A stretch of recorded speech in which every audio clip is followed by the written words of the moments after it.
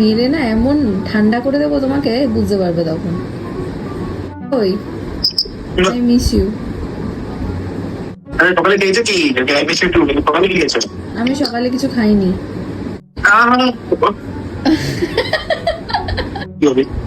চা বানাচ্ছ বাড়িতে, তো আমাকে একদিনও বানিয়ে খাওয়াও না।